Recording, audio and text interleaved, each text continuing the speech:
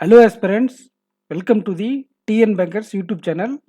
நம்ம சேனலில் மெயின்ஸ்க்கான கண்டென்ட் ரெகுலராக கொடுத்துட்ருக்கோம். சேனலை சப்ஸ்கிரைப் இல்லைன்னா சப்ஸ்கிரைப் பண்ணிக்கோங்க. வாங்க வீடியோக்குள்ளே போகலாம்.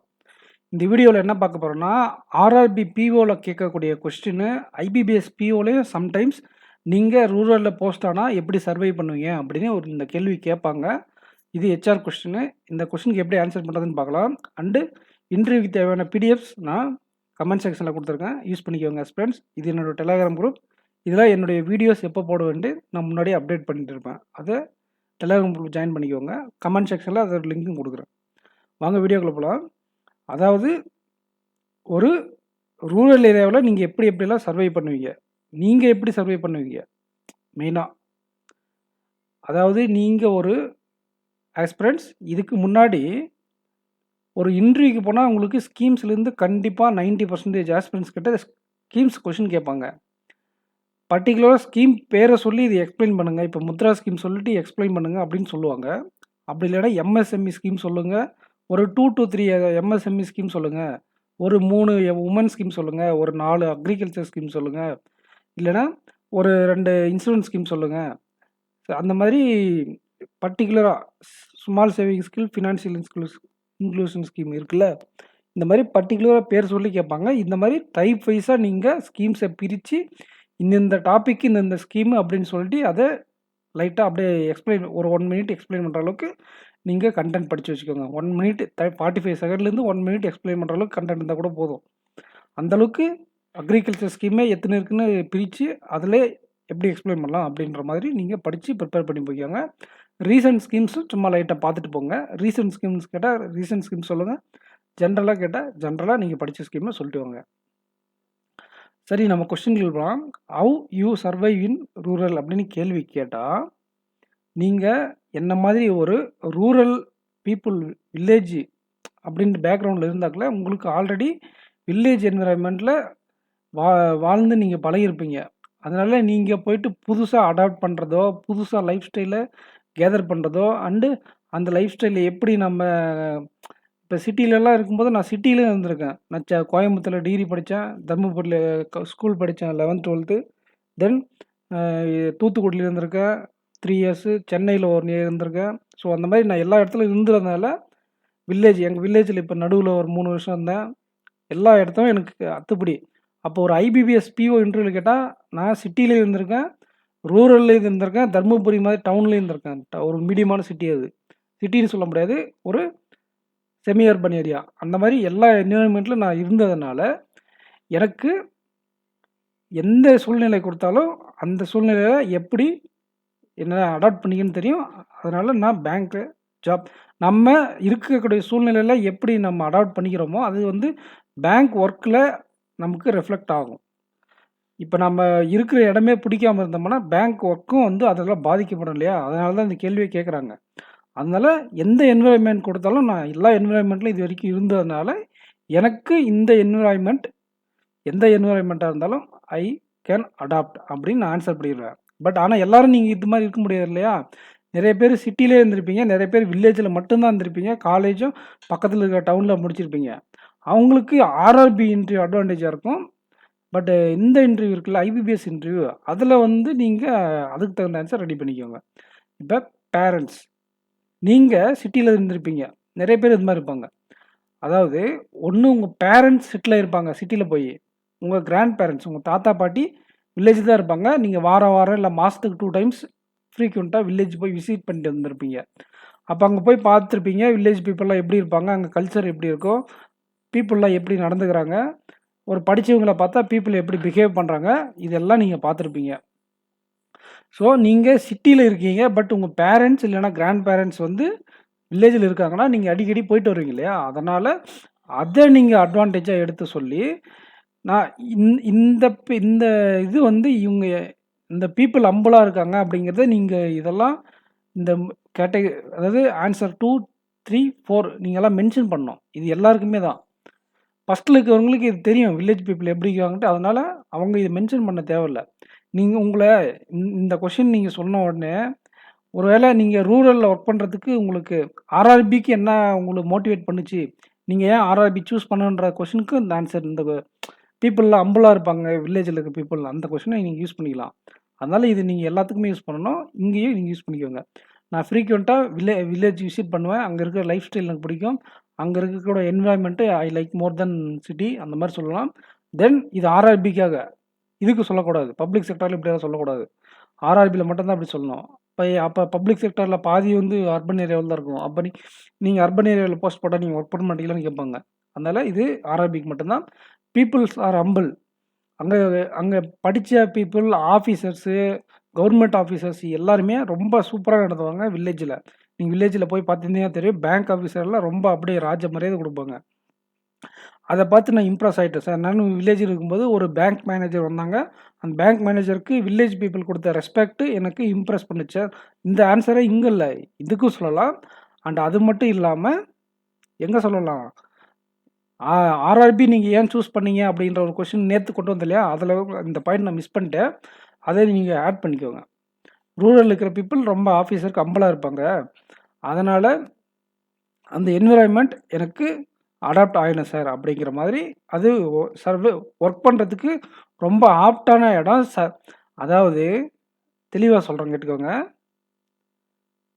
நான் சொல்றதே இந்த 4 பாயிண்ட்டே நீங்க ஆன்ஸரா பண்ணிறக்கூடாது.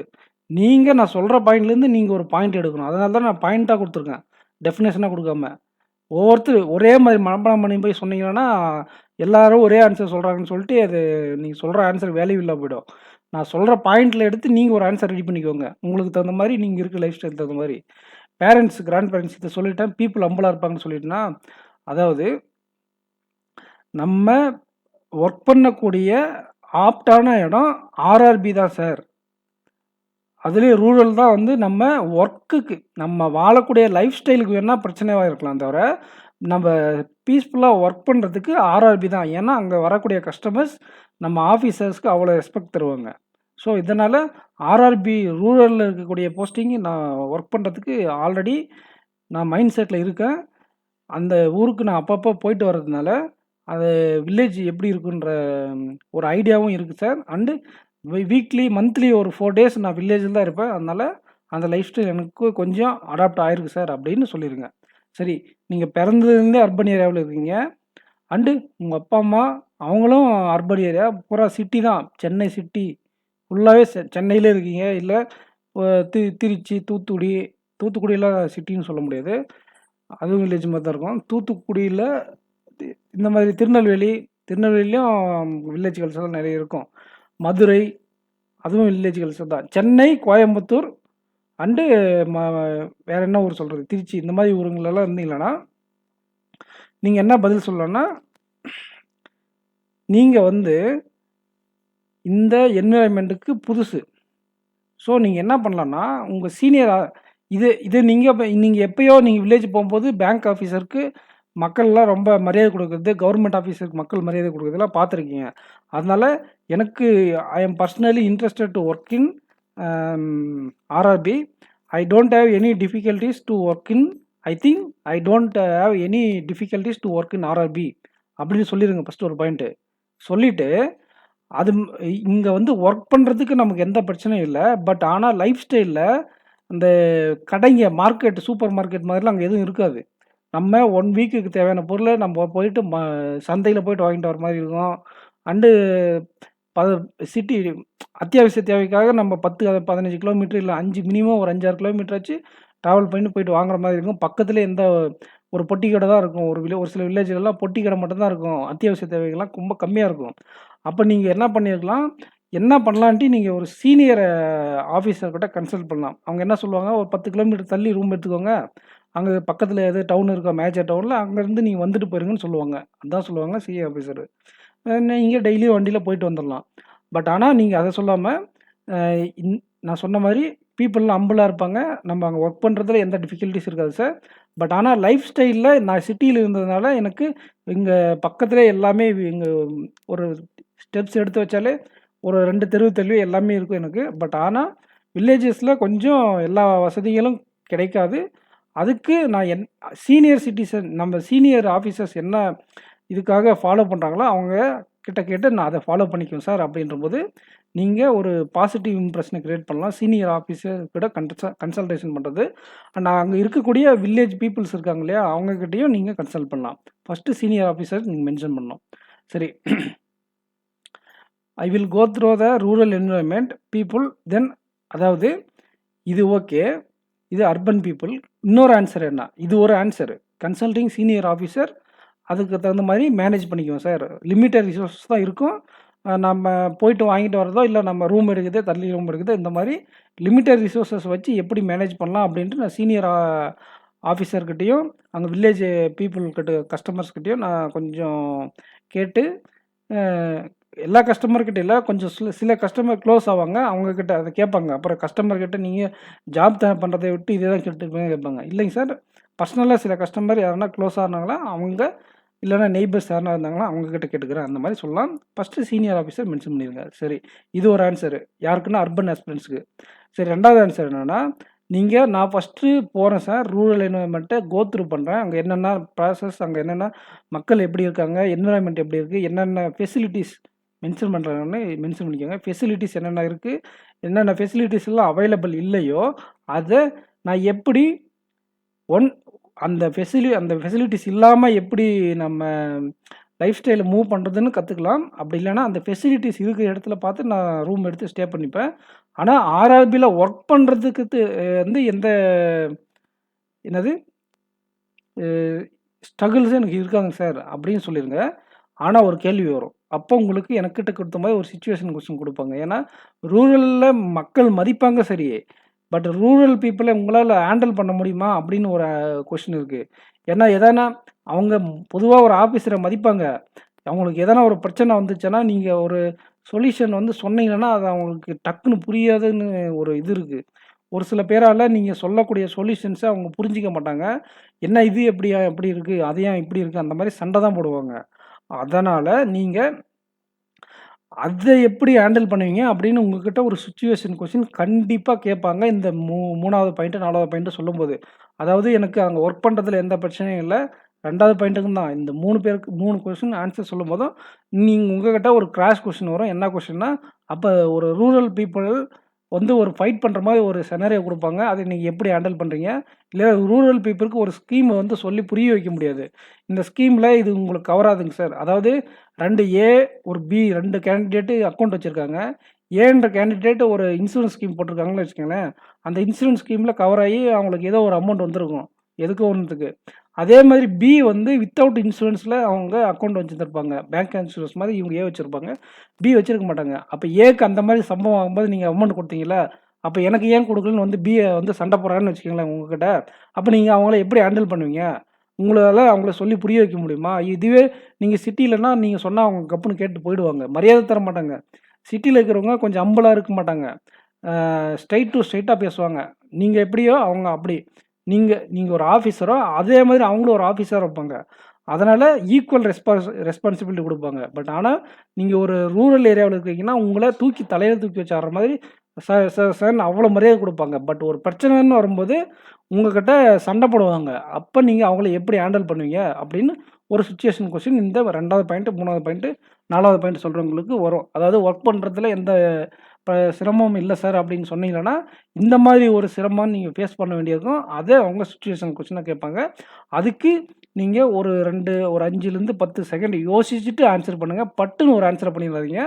நான் அப்படி தான் பட்டுன்னு ஆன்சர் பண்ணிட்டு அப்புறம் திருப்பி மாற்றி ஆன்சர் பண்ணேன். ஸோ இப்போ ஆன்சர் பண்ணிவிட்டு டக்குன்னு ஒரு 2 செகண்ட் யோசிச்சு நம்ம சொன்னது ஆன்சர் தப்பு இல்லைங்க சார், இது ஆன்சரு, இதுதான் ரீசன் அப்படின்னு நான் சொன்னேன். ஸோ அதனால தான் நான் சொல்கிறேன், ஒரு 5லேருந்து 10 செகண்ட் யோசித்து நீங்கள் அதுக்கப்புறம் கரெக்டான பதில் சொல்லுங்கள். அவங்க கேட்குற கேள்விக்கு ஏ ஆன்சரும் கரெக்டாக இருக்கும், பி ஆன்சரும் கரெக்டாக இருக்கும். நீங்கள் எந்த ஆன்சர் சொல்கிறீங்களோ அதுக்கான கிளாரிட்டி அவங்கக்கிட்ட கொடுத்துட்டு வாங்க. சரிங்களா? ஜஸ்டிஃபை பண்ணணும் நீங்கள் சொல்கிற ஆன்சரை. சரி ஆஸ்பிரண்ட்ஸ், இந்த கொஷினுக்கு எனக்கு தெரிஞ்ச வரை இந்த ஆன்சர்ஸு.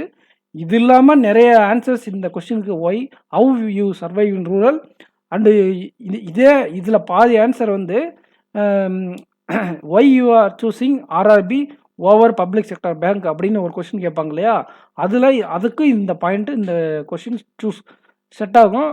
அதனால் இந்த பாயிண்ட்டு நான் என்ன சொல்கிறேன்னா, இந்த பாயிண்ட்ஸ் எல்லாம் இருக்குது, நீங்க அத எங்க கொண்டு போய் செட் பண்றீங்களோ, அது உங்க கையில தான் இருக்கு. எப்படி இதுலருந்து டெஃபினிஷன் கிரியேட் பண்றீங்களோ, அதுவும் உங்க கையில தான் இருக்கு. உங்களோட ஸ்ட்ரென்த்துக்கு தகுந்த மாரி இந்த பாயிண்ட்ஸ் எல்லாம் வச்சு நீங்க அம் ஒரு டெஃபினிஷன் ரெடி பண்ணிக்கோங்க. அவங்க கேட்குற கேள்விக்கு தகுந்த மாரி நீங்க ஆன்சர் பண்ணிட்டு போயிருங்க. இது இல்லாம நெறைய ஆன்சர்ஸ் இருக்கலாம். அது என்ன ஏதாச்சும் உங்களுக்கு தெரிஞ்சா, நீங்க கமெண்ட் செக்ஷன்ல போஸ்ட் பண்ணுங்க. சரி, இந்த பிடிஎஃப் எப்படி இருக்கு? எங்க இருக்கு? அதெல்லாம் நான் சொல்றேன் வாங்க. இந்த பிடிஎஃப்ப நீங்க 50 கொஸ்டின் படிச்சுட்டு போனீங்கன்னா, கடைசியில கேட்கக்கூடிய டெக்னிக்கல் கொஸ்டின்ல பாதி கொஸ்டின் பாதி இல்ல 80% மேல இந்த கொஸ்டின் தான் கேட்பாங்க. அதனால அத படிச்சுட்டு போயிருங்க. இன்டர்வியூல எந்தெந்த மாரி கொஸ்டின் கேட்பாங்கன்னு நான் ஒரு video last minute tips video குடுத்துருந்தேன். அதில குடுத்துருக்கக்கூடிய கன்டென்ட் இதுதான். பார்த்துக்கோங்க. ஹானஸ்ட்டா இருக்கணும். சிம்பத்தி கிரியேட் பண்ணக்கூடாது. அவங்க கண்டுபிடிச்சுருவாங்க கிராஸ் கொஸ்டின் கேட்கும்போது. ட்ரெஸ்ஸிங் சென்ஸ் எப்படி இருக்கணும்? ட்ரெஸ்ஸிங் சென்ஸ்க்கு ஒரு வீடியோ குடுத்துருக்கேன். பாடி லாங்குவேஜ் எப்படி பயம் இல்லாம மெயின்டெயின் பண்ணுமோ, அத மெயின்டெயின் பண்ணிக்கோங்க. ஹெச்ஆர் கொஸ்டின் கேட்பாங்க.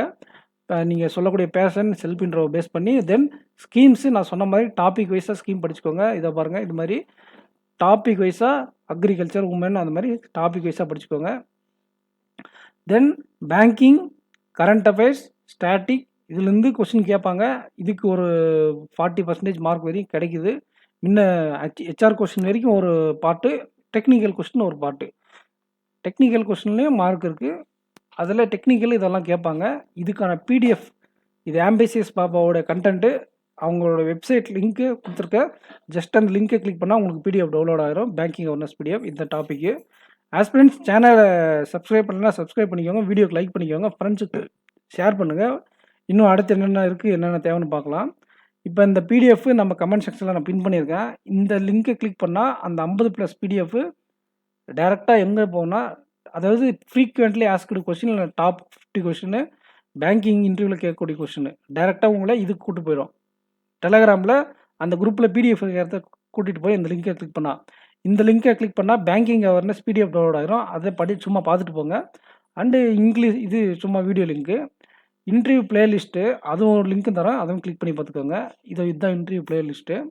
இது நம்ம சேனல்ல கொடுக்கக்கூடிய பிளேலிஸ்ட்டு. நீங்க மத்த எல்லா சப்ஜெக்ட்டுக்கும் கரண்ட் அஃபேர்ஸ்லேருந்து எல்லா இங்கிலீஷு, பிஓ மெயின்ஸுக்கு இந்த 5 வீடியோவும் தரமா இருக்கும். இன்னும் 5 வீடியோ நான் குடுக்குறேன். இத நீங்க பார்த்தீங்கன்னா, IBPS PO mains, SBPO mains எப்படி அப்ரோச் பண்றது ஐடியா கிடைச்சிரும். ஸோ அத பாருங்க. இது ரீசனிங்க்கு யூனியன் பேங்க் இனிமேல் தான் வீடியோ குடுக்க போறேன். So current affairs, interview current affairs இதெல்லாம் பார்த்துட்டு போங்க. ஸ்கீம்ஸ் தான் கண்டிப்பா கேட்பாங்க. இந்த மாரி அப்பாயின்ட்மென்ட், இன்டர்நேஷனல் அப்பாயின்ட்மென்ட், இம்பார்ட்டன்ட் அப்பாயின்ட்மென்ட்ல பாருங்க. இப்ப ட்ரம்ப்லாம் அப்பாயின்ட்மென்ட் பண்ணாங்க. அண்ட் சீஃப் ஜஸ்டிஸ் ஆஃப் இந்தியாலாம் அப்பாயின்ட்மென்ட் பண்ணாங்க. அது என்ன, எத்தனாவது எடிஷன், எத்தனாவது மெம்பர் அவரு அதெல்லாம் பார்த்துட்டு போங்க. லைக் பண்ணுங்க ஃப்ரெண்ட்ஸ். வீடியோக்கு சப்ஸ்கிரைப் பண்ணிக்கோங்க. Thank you friends. நெக்ஸ்ட் வீடியோல தரமான கன்டென்ட்ல மீட் பண்ணலாம். Thank you.